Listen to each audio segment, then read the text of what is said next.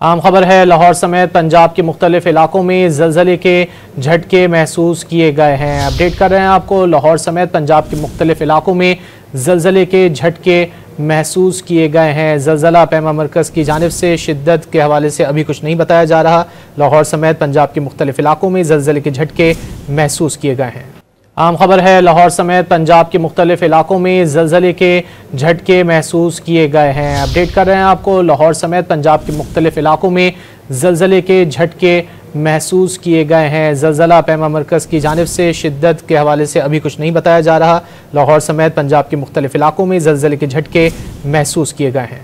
आम खबर है, लाहौर समेत पंजाब के मुख्तलिफ इलाकों में ज़लज़ले के झटके महसूस किए गए हैं। अपडेट कर रहे हैं आपको, लाहौर समेत पंजाब के मुख्तलिफ इलाकों में ज़लज़ले के झटके महसूस किए गए हैं। ज़लज़ला पैमा मरकज़ की जानिब से शिद्दत के हवाले से अभी कुछ नहीं बताया जा रहा।